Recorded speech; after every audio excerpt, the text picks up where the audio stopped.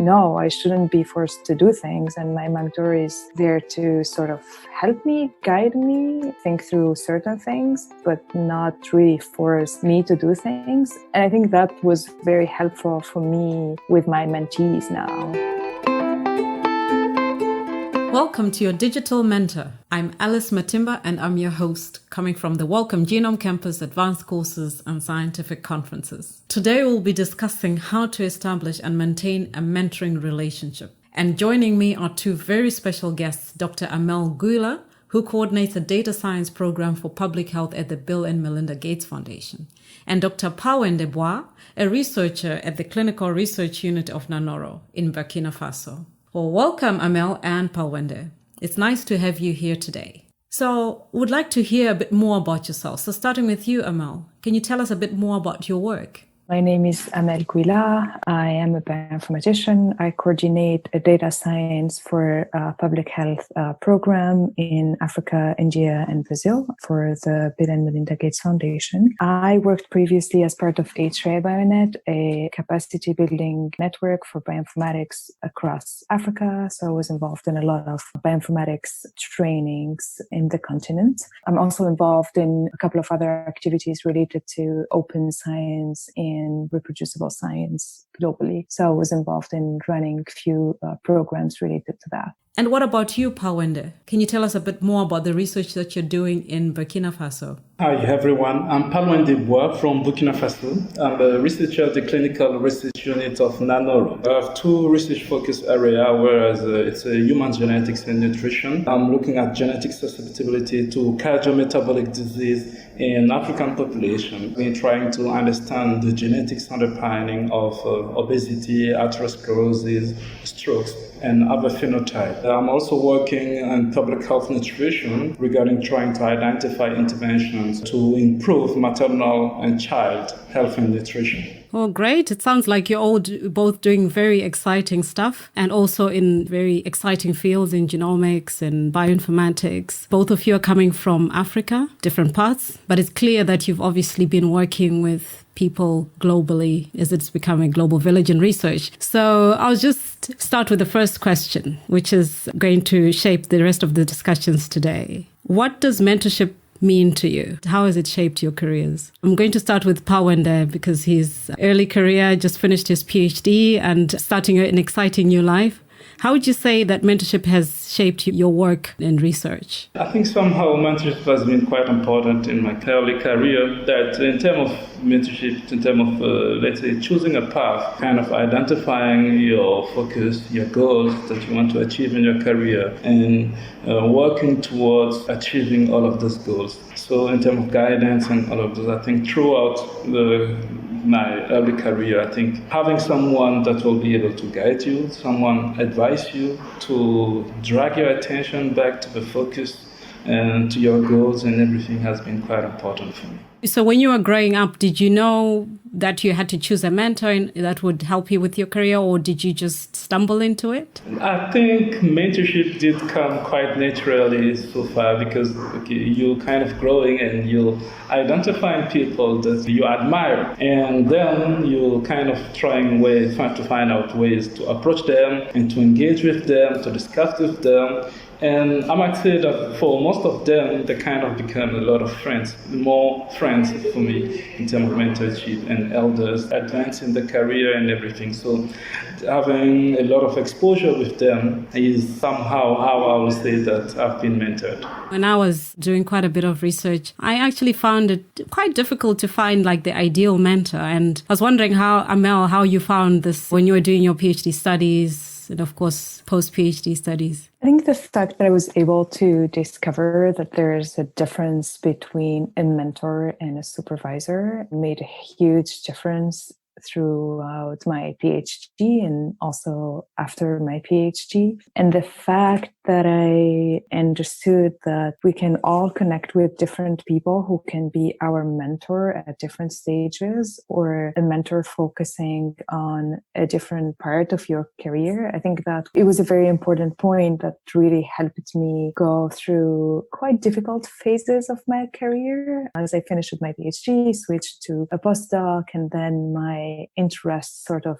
started changing slowly. That was really very helpful. I also want to mention that I had a couple of mentors before even knowing what mentorship was. But then thinking about it now, I think it was great. And it was a great mentorship without even realizing it was a mentorship. So you did your PhD studies in France, was it? Correct. So I did my PhD studies in France. So I born and raised in Tunisia, studied in Tunisia until the end of college, and then moved to France. So that move and switching to another field, because I have a background in computer sciences and I was doing a PhD in bioinformatics. So moving to another field and coming from a slightly different background than everyone else in the lab was a little bit difficult for me. So having a mentor at that stage was really a key. And I didn't realize that he was a mentor. She was actually part of my PhD advisory committee, but we had lots of discussions, and she's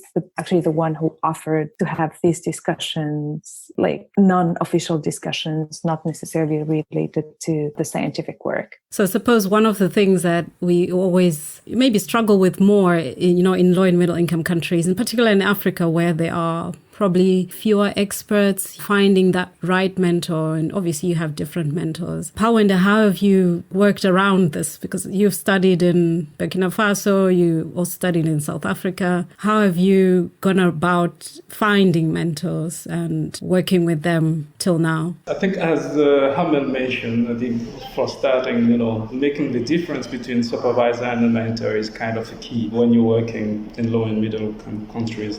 Whereas, let's say you have very few senior scientists or experts, you're more likely to turn out, let's say, having your supervisors being your mentor. Whereas I think it might confuse the student as well, and you as well, when you are growing in your career. Because I used to say that all supervisors have a plan for his student, and those ones might not always overlap with the student's aspirations and everything. So as he's moving towards his career and he's growing, making the difference, let's say he's allowing, to put the difference, and the relationship, a mentor is more helpful in terms of helping you identifying yourself, building your own path, more than the supervisor will try to build the path for you and want you to walk through this one. So yeah, it was kind of difficult, but yeah, one way or another, I managed to go through it. Was there someone who felt like they were just a natural fit? Obviously without saying their names, who was that? What characteristics did that person have for you, Palwende? Somebody who probably, it wasn't sort of looking for a mentor, it just kind of turned out into a natural fit for you? I wasn't really looking at it, but it was someone that was very open to some of the discussion that sometimes you cannot have with your supervisors. And then with time, it's going through and it's moving forward, and then you realize that's really the contribution that the person is making towards the path that you're building and towards yourself as growing in terms of researcher or early career researcher or student, in terms of identifying how this thing is quite relevant. I think most of the time it's afterwards when you think about it that you're like, yes, this guy has been really helpful in terms of mentoring me through. We always talk about mentoring being something that's being beyond a supervisor and being somebody that you can talk to about anything. Obviously, that means you have to balance out between sort of your professional development and also your social needs. How then do you balance that out? Amel, how have you managed to sort of have that kind of relationship with someone whom you can tell pretty much everything, but obviously also rely on them for your professional development? Yeah, that's a very good point. It was a little bit difficult, especially in an African setting in the beginning. I had a mentor the last few years, and it's really worked pretty well and helped me a lot through the process, especially with making decisions when it comes to changing a little bit my career path. It was really helpful. But I think the day I realized she's a great person, a great scientist, and also had this very good personality in terms of managing, a lot of people, big programs. But I think the day when I realized that I can have a personal-ish discussion with this person, it was really great. And I think I also accepted to be a little bit vulnerable and talk through things I struggle with. And then once you get to these types of discussion, you also discover that the other person is also, a person, like a human being, Yeah, of course, yeah. And you start talking through things we face and balancing, life and work. I think that was really great. So suppose like connecting with the other person, quite often you need to have that feeling of vulnerability and being more open about yourself. And that helps to bridge that gap.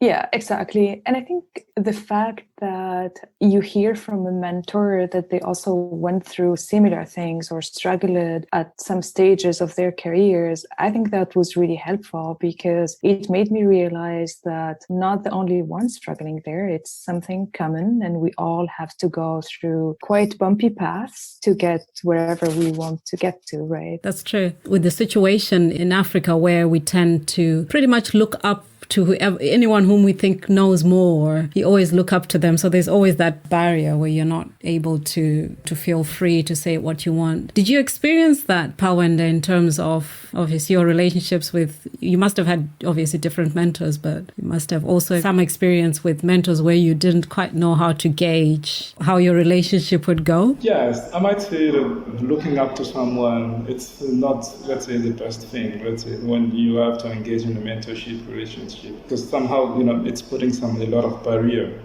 Especially in Africa, there is a real hierarchy in terms of the society. You have elders, you have the bosses and everything. And there used to be so much, let's say, an environment that is like kind of putting people into boxes and everything. But I can say that I did benefit from a tendency to some changes in terms of the generation. Before us, 10 years or 15 years ahead, we started shifting the paradox in terms of the way that you're looking at people that are your supervisors or people that are your teachers. So there were more engagement between us and them than between them and their own supervisors. And I think this shifting in terms of the way that people have conception of the mentorship or of the relationship between a student and everything, I think did help a lot. Yeah, that helps with being, having that openness and not fearing people just because they are much more experienced than you are. Yeah, so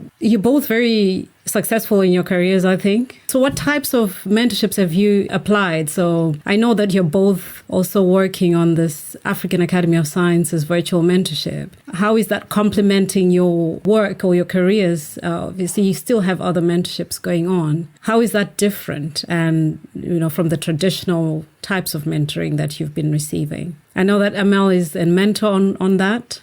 I've experienced a couple of structured mentorship programs before. So I was part of a program called Tech Women. That is a program run by the State Department in the US. And it basically connects women from low and middle income countries with women working in the technology field in Silicon Valley. But it was more around community work. So that was my very first formal mentoring experience. And it was really great. I mean, it was in a very different setting because they bring women from Africa and the Middle East to the US for 5 weeks. It was very structured. We had goals we work on to achieve. It wasn't scientific. It was more centered towards what we can do to give back to the community. And that was great and changed my life in so many ways. And then I myself started a mentorship program for young girls, and that was also different. So we had young girls that we mentored, and we sort of matched girls with mentors, but it was more about learning how to code and learning entrepreneurship skills, etc. But then I participated to the AIS structured mentoring program, which is more for scientists. And that was it is a very good experience because it's still ongoing, because I found that it's teaching me a lot about my relationship with my mentors, who are still my mentors right now. And it's allowing me to sort of think more about what I can ask for and what I cannot ask for. But it's also, the mentorship itself is teaching me a lot, because my mentee and I have very informal discussions where we both share our experiences and I'm learning a lot from her, like hearing her talk about things that she's doing or willing to do, and having this sort of brainstorming discussions is very helpful for both of us, I think. I'm really enjoying it. So a structured program is good in terms of it allows you to have these dedicated time slots to meet your mentor or your mentee. I, in the beginning, thought about structured mentorship as time consuming, but it's the complete opposite. You learn a lot from that as well, isn't it? So Totally. in fact, you feel, I suppose, Palwende, you all probably feel the same, that you're not just a mentee, you're also a mentor, right? Because you're also mentoring other people. How does some of your relationships as a mentee help shape your relationships as a mentor? You obviously are mentoring other younger people. How does the other inform the other? Is this something that you've experienced, and what can you say about that? It's a process whereas, let's say, from one side or the other one, you're winning. And as you're walking through, you try and kind of to replicate. And the good experiences that you have in terms of being a mentee, you're trying to replicate this experience towards your mentees. So it's kind of a channel in a circle. This is quite amazing because there is no one size fits all somehow in terms of the relationship. Even though through structured program that I'm part of, actually, I can say that we're walking out of the road or out of the path road, because it's not something that is like written in stone. And the process and the way that we engage in, it's kind of leaving the room to initiatives. It's quite balanced, and I like this part of the thing. You've obviously talked about some of these behaviors that make a good mentoring relationship. What are some of the bad things, the things that you might have experienced that you say, oh, this one is a bad mentor? Not without mentioning any names, because obviously, like you said, these things are not set in stone and people may have challenges establishing and maintaining a relationship with someone. Is it something that you might have experienced before, and how did you deal with it? Working with really young people is kind of always in such a way that, okay, you don't always know how to control them. There might be a lot of energy, there might be a lot of unknown things, and keeping, let's say, this educational part in the process is kind of, I think, is the key. And to educate, you have to communicate a lot, to draw to attention when there might be something that's going wrong. From the mentee as well, drawing to the attention of the mentor that, okay, no, I think this, and there is always a way to enter in a positive conflict, whereas something good is coming out of it, in a conflict, whereas the relationship is getting deteriorating and everything. So if I get you right, because to avoid sort of a witch hunt, Amel, would you agree that there's no such thing as a bad mentor or mentee? Yeah, totally agree. And I want to echo what Palwende just said. Like, when we mentor young people, there are some important things, especially the very youngest. There are some important things that we think that they're obvious, but they're not. Like, when I was running this mentorship program for young girls who are between 10 and 18, at some point we had to explain some, very basic rules, like don't text your mentor after 8 p.m. or something like that. Even if you're struggling, like, there should be things you have to think about. But another thing that came to my mind when you mentioned a bad mentor, I mean, I don't want to say bad mentor or bad mentee. It's about the match, right? It's not the right match or the right fit for someone. Yeah, that's right. Yeah, but I was in mentorship sort of relationship. It wasn't formal, but at some point I realized that the person was trying to really push me to make certain decisions. And when I did not agree, the person was not happy with that and was sort of trying to force that. I struggled a little bit with that for a few months at least, and sort of feeling bad because I wasn't following her expectations. Talking to other people who became my mentors in a different way made me realize that no, I shouldn't be forced to do things, and my mentor is there to sort of help me, guide me, think through certain things, but not really force me to do things. And I think that was very helpful for me with my mentees now. I always keep in mind that I share my thoughts, but they're free to do wherever they want to do. So what's your most memorable mentoring experience, Palwende? Just in a few words. The most memorable is a mentor that I had. I can say that this guy is my mentor since about 13 years now. Actually, we became associates. Yeah, that's very successful. Yeah, he really helped me walk through my own way, but wasn't necessarily, let's say, pushing me towards him and towards the path he had, because actually he took a different path, I would say. But somehow I think we all through the way, and until now there is this thing of, having very fruitful discussions, open discussions, talking about things that are happening, growing, how to grow in the career, and still now. I think it's a very, very good experience.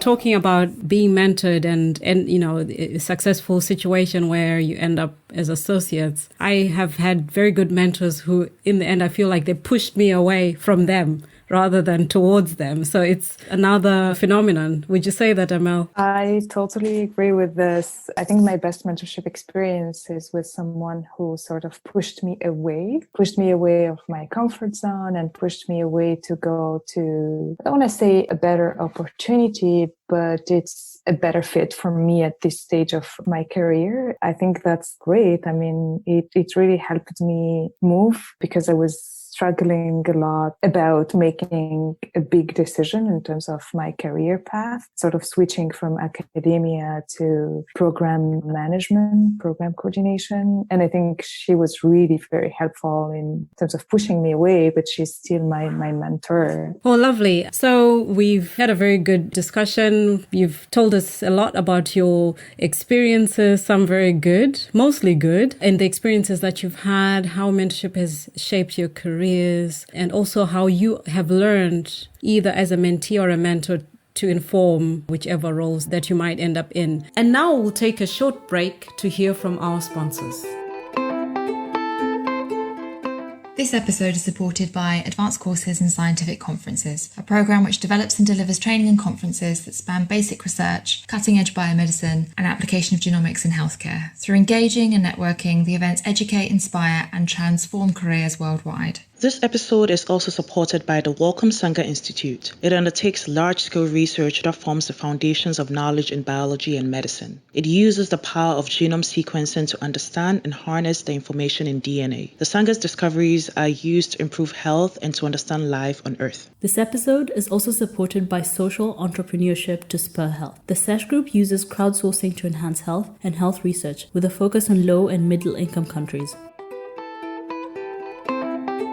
So I've been thinking, what's mentorship all about, and what does it mean? Particularly, we are living in a global village. We're experiencing advanced technologies, reaching out to people more easily. But before I say what I've been thinking about, mentorship and, what phenomenon it brings to me, I just want to hear from you. So what's your philosophy about mentorship? What would you tell younger scientists in research? What would you like to tell them? What would you like to say about mentorship, about finding mentors, about maintaining relationships? My advice is find a mentor quite early in the process. It's really crucial. It's very important to help pushing you out from your comfort zone. It is also a very good way to push you think about everything you're doing, everything you're involved in a structured way, because when you have to talk about these things with a mentor, you obviously spend time thinking about these things and trying to make decisions, because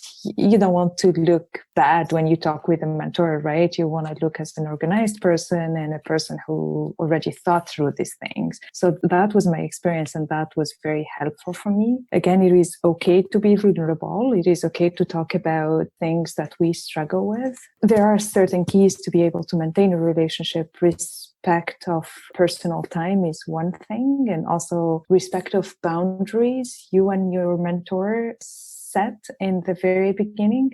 And this sort of happens naturally quite often. Like there are certain boundaries that you will realize they're there since the beginning, and there are others, there are certain limitations that will be built along the way. And I think the other advice is find many mentors. Like there could be mentors guiding you for your scientific research. There could be mentors guiding you and helping you think through different career stages and how to navigate the system. And there could be mentors for, other soft skills or things that you want to do in your community. Yeah, I agree. And Palwende, what would you like to tell the young scientists, young researchers, especially, as an African, we know how complicated it can be just finding somebody who can guide you. What would you like to say to young researchers? Mentorship is quite important and helpful, I would say. And I will resonate on what Amel just said.